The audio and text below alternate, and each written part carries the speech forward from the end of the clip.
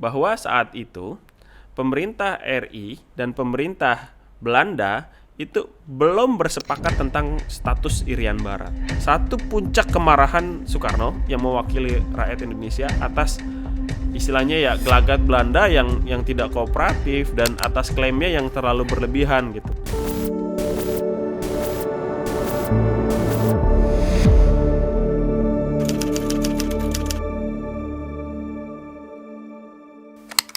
Nah kan sekarang sejarah uang Republik Indonesia kan udah nih. Nah kita tuh mau move ke next topic yaitu tentang pembebasan Irian Barat nih. Oke. Kan saat itu Indonesia udah merdeka nih kan di tahun 45. Tapi kenapa wilayah Irian Barat saat itu belum jadi bagian wilayah Indonesia? Oke. Ini bermula di dalam kesepakatan konferensi meja bundar di Den Haag di tahun 1949. Pemerintah RI dengan pemerintah Belanda itu merundingkan tentang konflik ini dan mencari resolusinya, mencari jalan keluar atas konflik yang terjadi tersebut. Nah, keputusannya adalah pemerintah kerajaan Belanda mengakui kedaulatan RIS ya, bukan RI ya. Kalau pemerintah RI mau diakui kedaulatannya maka pemerintah RI itu harus bergabung ke dalam Uni Indonesia Belanda atau dikenal sebagai RIS. Makanya dinamain serikat gitu ya. Sebagai serikat. Sebagai satu negara bagian. Kayak negara persemakmuran gitu nggak sih? Ya, kalau di Amerika yang negara bagian itu, negara bagian mana dengan bagian. Nah, Indonesia juga saat itu kan ketika periode RIS ini terbagi menjadi negara-negara bagian ya. Ada negara bagian Pasundan, negara bagian Indonesia Timur, ada negara bagian Sumatera Timur dan lain sebagainya. Salah satu negara bagian di dalam konteks Republik Indonesia Serikat itu adalah RI. Nah, baru Belanda mau mengakui kedaulatannya RIS ya. Tapi RIS itu juga tidak berumur panjang ya. Dia hanya berumur kurang dari setahun. Karena di tanggal 17 Agustus 1950 pemerintah RI membubarkan RIS.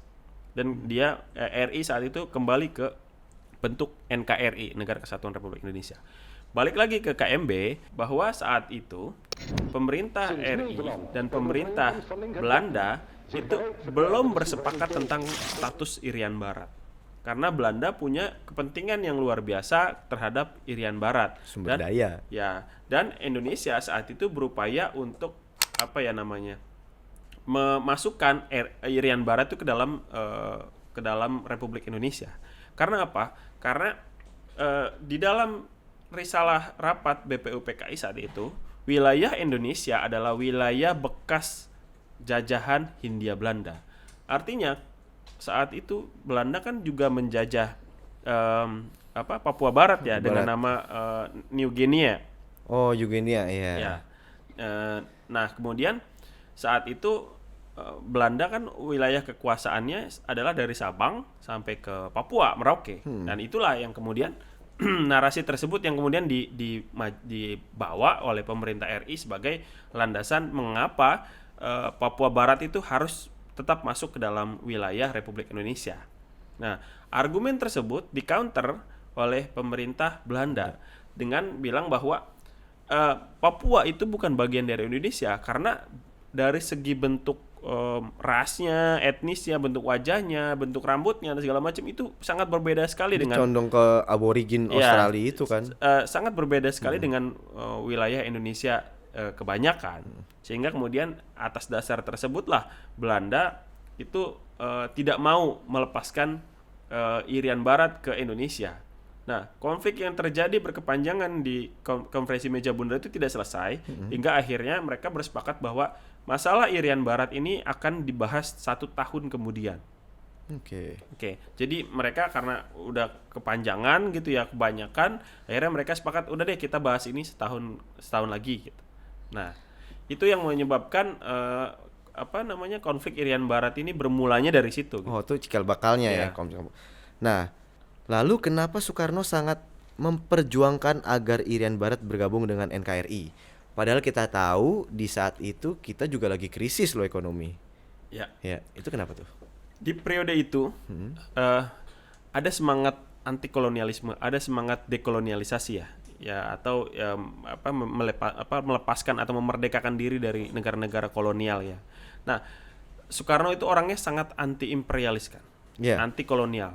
Nah, Soekarno makanya ingin Papua itu merdeka, maksudnya lepas dari belenggu Belanda gitu dan masuk ke dalam NKRI karena kan itu perjuangannya sama gitu dan nasibnya sama, berada di bawah jajahan Belanda.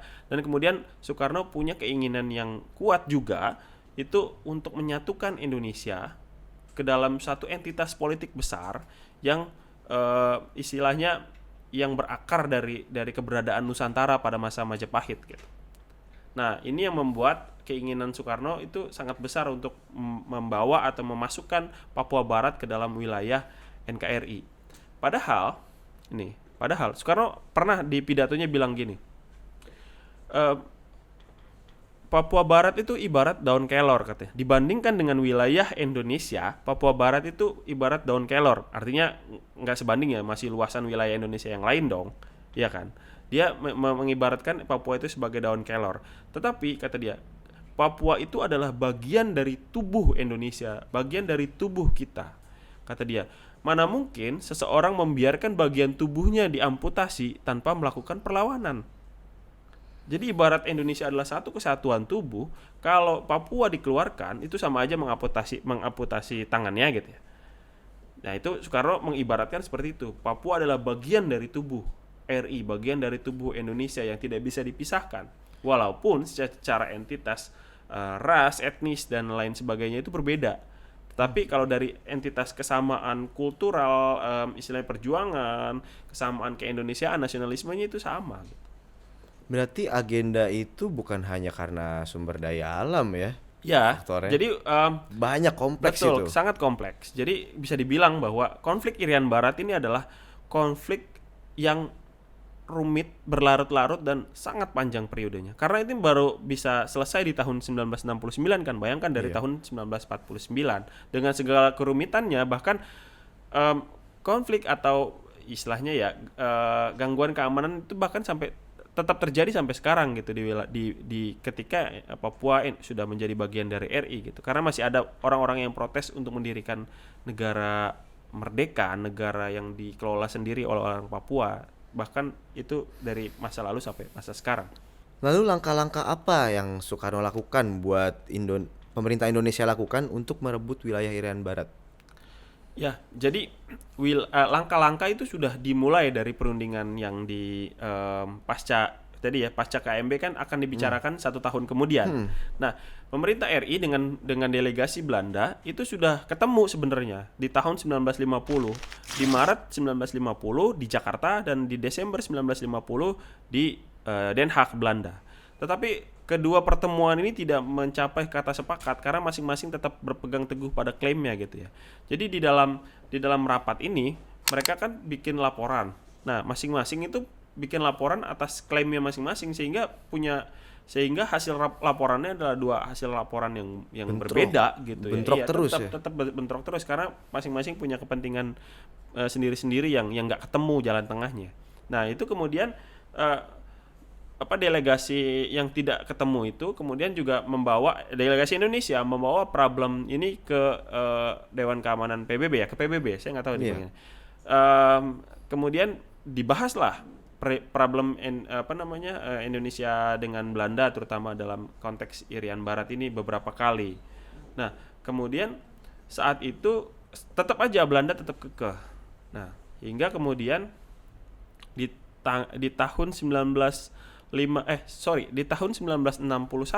Desember terjadi kemarahan luar biasa lah oleh Soekarno karena saat itu Belanda udah mulai masuk mulai invasif lah ke Papua gitu ya, mencoreng gitu ya kesepakatan sebelumnya, dan percepatan itu juga berlarut-larut nggak ketemu ya, dengan mereka mengirimkan kapal induknya Karel Doorman ke wilayah perairan di Papua.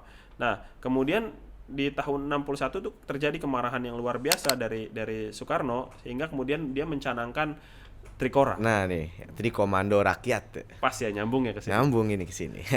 Ya, kita bisa tahu sendiri tentang Trikora ini adalah satu puncak kemarahan Soekarno yang mewakili rakyat Indonesia atas istilahnya ya gelagat Belanda yang tidak kooperatif dan atas klaimnya yang terlalu berlebihan gitu. Secara politik udah nggak bisa diselesaikan. Ya. Akhirnya mau nggak mau militer pun turun akhirnya. Ya, harusnya karena diplomasi sudah dilakukan tapi tidak menemui titik terang. Iya. Bahkan sebelum terjadinya Trikora ini itu sudah terjadi rangkaian-rangkaian sebelumnya ya. Misalnya kemarahan itu juga diluapkan oleh Soekarno dengan melakukan nasionalisasi perusahaan-perusahaan Belanda di Indonesia. Perusahaan-perusahaan Belanda itu diambil alih semuanya. Misalnya KAI ya, terus NIEM berubah menjadi PLN dan lain sebagainya.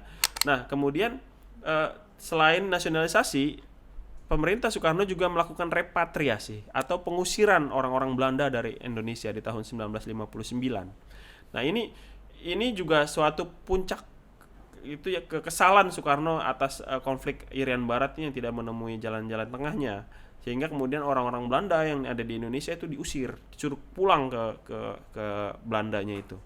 Yang menarik tuh di Trikora itu, di operasi Trikora itu, Soekarno itu dalam pidatonya mengatakan bahwa ini dalam waktu sebelum matahari terbit di tahun 62 atau 63 kalau saya nggak salah. Wilayah Irian Barat sudah harus jadi milik Indonesia. Betul. Nah, kenapa seberani itu? Apakah emang dia udah pede banget kalau itu bakal jadi wilayah Indonesia atau emang gambling aja sebenarnya? Ya, sebenarnya itu kan mungkin ya saat itu pertama karena ini menariknya ya, sebelum dikomandangkannya Trikora ini itu sudah ada rangkaian istilahnya Soekarno saat itu, pemerintahan Soekarno itu mendekat ke pihak-pihak yang istilahnya punya persenjataan yang besar, punya modal yang besar gitu untuk mendapatkan bantuan. Saat itu pemerintah RI lewat utusannya Nasution kalau tidak salah itu ke Uni Soviet. Ke Uni Soviet itu untuk meminta bantuan, meminta pinjaman dana yang kemudian dibelikan alat-alat alutsista untuk memperkuat kekuatan militer RI saat itu. Itu kan berarti Soekarno punya hubungan diplomatik yang bagus ya karena sama Uni Soviet. Apakah itu dimulainya karena pembebasan Irian Barat atau sudah jauh sebelum itu? Sebelumnya, jauh sebelum. Jadi jadi memang Soekarno kan dia punya hubungan personal dengan para tokoh dunia dengan sangat baik ya. Karena terutama saat itu namanya sangat naik pasca keberadaan konferensi Asia Afrika di Bandung saat itu kan, namanya Indonesia sebagai host utamanya itu juga akhirnya diperhitungkan di dalam peta percaturan politik dunia. Nah, saat itu juga Indonesia di periode tahun akhir 50-an itu semakin merapat ke Uni Soviet saat itu. Karena Soviet juga lagi melebarkan pengaruh komunisnya ke seluruh dunia. Karena ingat saat itu konteksnya adalah Perang Dingin. Nah, Perang Dingin tarik menarik pengaruh antara Amerika dengan Uni Soviet. Dan saat itu pemerintah Soekarno mulai condong-condong ke Soviet gitu. Dan ini mengkhawatirkan pihak Amerika. Nah, saat itu dia ke Soviet saat itu membawa bantuan, membawa uang yang luar biasa banyaknya. Bahkan Indonesia itu mendapatkan kapal perang dari Soviet, yang kemudian kapal perang itu dinamakan KRI Irian Barat, karena kapal perang itu kemudian digunakan untuk untuk operasi pembebasan Irian Barat. Dan kalau dia googling aja gitu ya, KRI Irian Barat gitu. Nah, kalau tadi kan udah bahas yang masalah hubungan diplomatik Soekarno dengan Uni Soviet ya. Nah sekarang nih saya mau tanya masalah yang apa benar Soekarno itu datang ke Amerika untuk meminta bantuan dari John F. Kennedy sebagai presiden saat itu? Ya, jadi saat itu kan Amerika karena konteksnya saat itu adalah Perang Dingin gitu ya, dan mereka mengetahui bahwa Indonesia itu semakin mendekat ke Soviet gitu, dan itu mengkhawatirkan mereka karena mereka menilai bahwa posisi Indonesia ini nggak boleh sampai jatuh ke tangan komunis gitu ya. Hingga kemudian akhirnya mereka mengundang Soekarno ke Amerika untuk ketemu dengan Kennedy. Akhirnya Soekarno ketemu dengan Kennedy kan. Kita lihat banyak fotonya dia ketemu segala macam ya dia di Amerika ya. Nah, kemudian hasil dari pertemuan tersebut adalah Amerika saat itu bersedia untuk menjadi penengah antara Indonesia dengan Belanda dalam konteksnya konflik Irian Barat ini. Gitu ya. Kemudian Amerika juga memberikan bantuan kepada pemerintah RI saat itu sebesar 18 juta dolar kalau tidak salah ya. Nah, kemudian di tahun 62 gitu ya, 62 barulah terjadi itu yang namanya Perjanjian New York. Ya. Perjanjian New York ini di Amerika itu, dan Amerika posisinya adalah sebagai penengah gitu ya. Oke. Nah, Amerika itu kemudian mereka menjanjikan untuk istilahnya memfasilitasi tempat, memfasilitasi perundingan dengan mereka tidak mau berpihak baik itu ke pihak Indonesia maupun pihak Belanda saat itu. Nah, salah satu hasil dari perjanjian New York adalah bahwa Belanda bersedia untuk mengembalikan Irian Barat ke Indonesia itu paling lambat di tahun 1963. Syaratnya bukan dikembalikan ke Indonesia tapi lewat peralihan PBB, lewat UNTEA. Jadi ketika Belanda mengembalikan Papua itu bukan dikembalikan ke Indonesia tapi di bawah kontrol dari UNTEA ya, badan PBB gitu ya. Nah, kemudian Amerika mensyaratkan bahwa untuk Indonesia dapat istilahnya Papua dapat kembali ke Indonesia, Papua Barat dapat kembali ke Indonesia, itu harus melalui yang namanya penentuan pendapat rakyat atau PEPERA. Ya. PEPERA itu kemudian dilakukan di tahun 1969.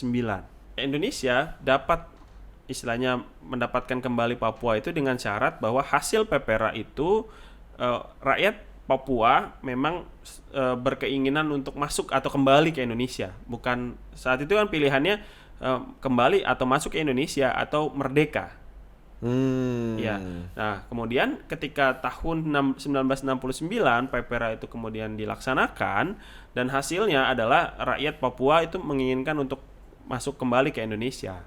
Nah, ini kemudian ada hal yang menarik bahwa hasil dari PEPERA ini katanya diragukan gitu ya hasilnya, karena saat itu katanya gitu sumber-sumber sejarah mengatakan bahwa banyak sekali intimidasi dari pihak Indonesia untuk rakyat Papua ini supaya milih kembali ke Indonesia, atau mereka menaruh bingkisan atau bantuan kepada rakyat Papua itu untuk akhirnya mau gitu ya luluh untuk balik ke Indonesia gitu segala macam.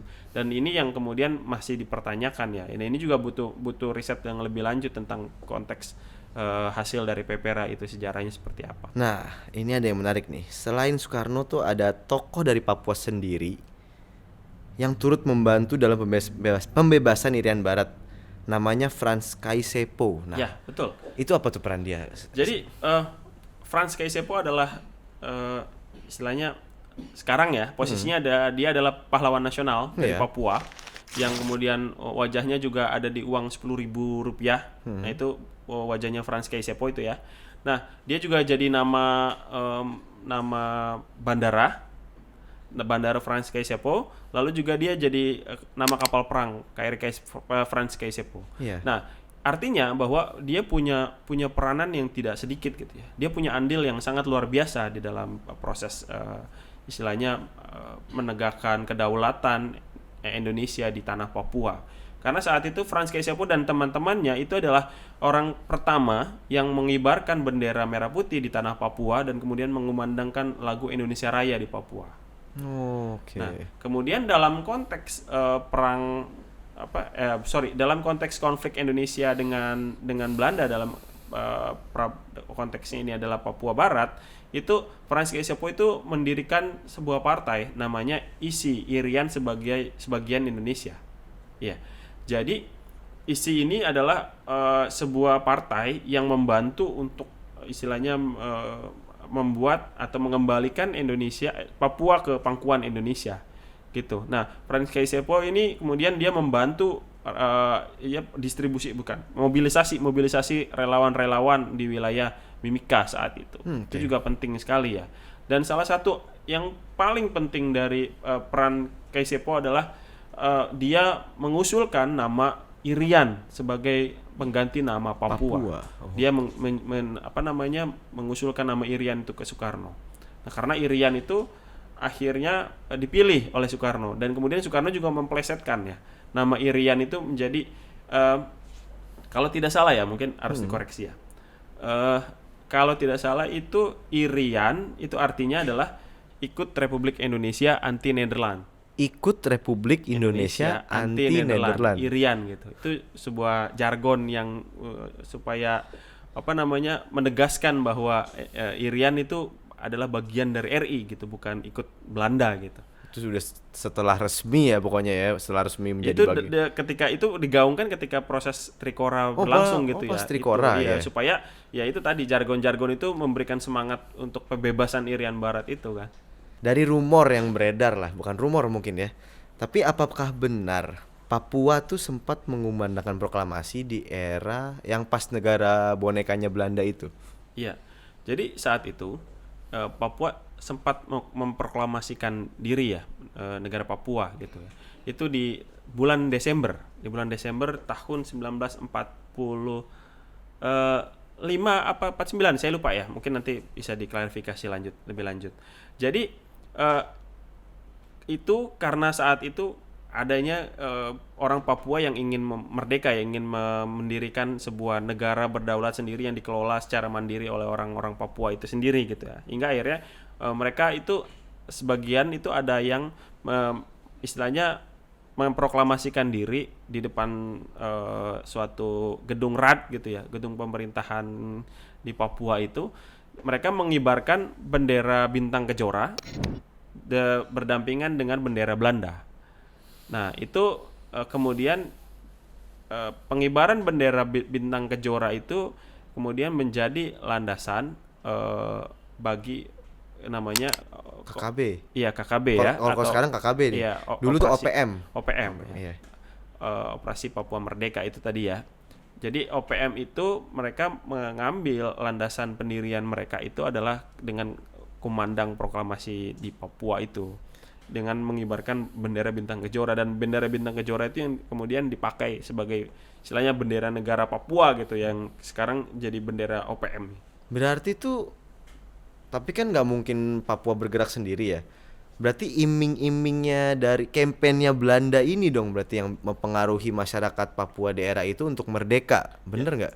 Ya, bahkan saat itu karena Belanda berupaya untuk mendirikan negara boneka gitu ya, bahwa Papua itu jadi negara sendiri tapi di bawah kekuasaannya Ratu Belanda gitu. Hingga kemudian ya secara tidak langsung ada keinginan Belanda atau ya mendorong orang-orang Papua itu untuk proklamasi untuk merdeka gitu, supaya keluar dari wilayah Indonesia dan mereka bisa mempengaruhi rakyat Papua itu dengan keberadaan negara boneka itu gitu. Itu yang memang jadi concern dari Soekarno juga di awalnya, memang kayak begitu gitu ya. Oke. Tapi kemerdekaannya itu tuh proklamasinya itu tuh diakui nggak sama dunia? Nah, proklamasi itu karena begini, saat itu kan Papua itu kan merdeka, kan udah ada Indonesia gitu. Proklamasi kemerdekaan itu sudah ada Indonesia gitu. Walaupun kita lihat bahwa Indonesia masih berkonflik dengan Belanda, tapi kalau kita lihat tadi bahwa wilayah Indonesia adalah wilayah bekas jajahan Hindia Belanda, artinya dari Aceh sampai Papua, itu klaim itu tidak beralasan gitu ya. Karena kita lihat bahwa Papua itu kan udah jadi bagian dari Indonesia ketika proklamasi kemerdekaan itu gitu ya.